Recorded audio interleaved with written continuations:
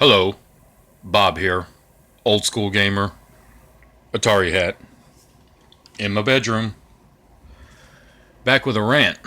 Haven't done a rant in a while. So I feel it's time to do a rant. Uh, Kind of a PSA warning type thing about these resale stores that sell used stuff, opened merchandise. You kind of got to be careful when you go into those because I went from my house all the way out to a resale store, to be more specific, a disc replay that's about half hour, 45 minutes from my house. I drove all the way out there yesterday, and while I was there, I picked up some stuff. And one of the things that I found, which was in their case, that was under lock, so you had to get the people from the store to go open the case, was this box for the Sega Saturn. It comes with Virtua Fighter 2, Virtual Cop, and Daytona USA. All three in the box together. I've never owned this. I own each of these games separately, but I've never owned this box with the three games. So I didn't know what was in here. I didn't know what to expect. But this was in the case. I had to have them open it, and it was $22 for this box with three games. So I opened up the box when I got home last night, and we've got an instruction manual for Daytona. That's awesome. We got a instruction manual for Virtua Fighter 2. Again, awesome. I like instruction manuals, so I'm liking where this is going. Instruction manual for Virtual Cop in the box. So we got those. Sweepstakes card. There's another thing for ordering magazines, and it's got like all the flyers in it. And then it had these little cardboard things for each individual game, which I guess is where the game would go. And each of them say Sega Saturn, not for resale. This is the Daytona one. Daytona USA, piece of cardboard. Supposed to have the disc in it. Virtual Cop, also not for resale. Disc. And Virtual Fighter, same thing, not for resale. Individual thing. So I get it home last night and I open it up, and when I looked inside of each of these, there was no discs. Nope. I paid $22 for an empty box with no games. I drove all the way back home. Store had already been closed.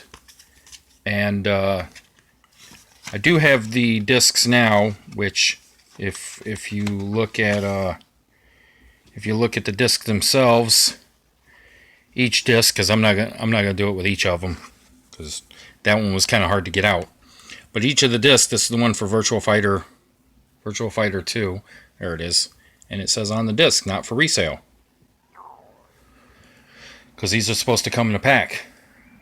And I had to drive all the way back out there today in order to get my games that I should have had yesterday when I paid for this. Now I understand. Normally what I do is I check the games when I leave the store, and that's basically what this is about. When you buy used stuff, check your games, because sometimes they'll forget to put the games in the cases, the boxes, the whatever. GameStop is a good store for putting the wrong game inside the cases, so you got to watch out for that. And it's not just GameStop, but that's where I have most of the problems with that.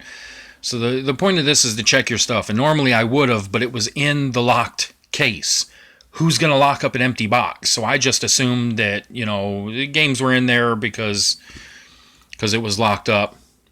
Apparently, never assumed that because, these people, they forget to give you your games, and then you got to waste another day driving back out to get basically what's yours. And I already, like I said, I already own these anyway, so I just wanted to do a quick rant video about these places that sell used stuff, and just, you know, especially if you're going to go somewhere far from home, make sure you check your stuff before you waste a day and end up having to do that. So just wanted to do a quick video about that. A little PSA. We'll let you know that I picked up Daytona, Virtua Fighter, and Virtua Cop. I think you can play, because you can't play light gun games on the newer HD televisions, but I think there's an option on there to play with a cursor, to move the cursor around the screen and hit a button and shoot things. So I'll see how that works, because obviously I can't play the gun games on there. I mean, I can if I hook up, where is it? Somewhere over there. Well, it's behind this stuff. I got stuff stacked in front of it, but I got a CRT television that, you know, if I wanted to play light gun games, I could use that. And, you know, most retro gamers should have a CRTV just for that case. And besides, I think the older games kind of look better on an older television. If you're going to boot up actual hardware, like a Sega Master System or an original Nintendo, or even if you go back to like the Atari or ColecoVision, you should have an older television for that to play those games, because while you can hook most of that up to a HD television, I don't think they look right. And then I've got a couple of Master Systems, because I have a Master System, Sega Master System, hooked up in the living room that plays just fine. I've got another one that's in here. It's over here somewhere under stuff. I don't know where it is. It's back there somewhere, hooked up to this TV in here, because when I take this Master System and I hook it up to the HD television in the living room, I get no sound. I get picture, but I get no sound, and I don't understand why that happens when the other Sega Master System works just fine. I actually have like 4 Master Systems, because sometimes stuff like that happens. It's like the TurboGrafx. I have a Turbo Duo that has basically the sounds going out on it, and one turbo works just fine. The other one's like, nah. So sometimes you need multiple systems in order to play the games you want. If you have no access to like emulation, I don't own a computer, so I don't do, you know, EverDrives and download my stuff. So anyway, quick PSA: get out there and go play some games. I'll be back with another video soon, and show off some other stuff or something. So go play some games. Doesn't matter what you play on: retro, CRTV, HD television, handhelds, whatever. Just go play something, and I'll see you in the next video. Thanks.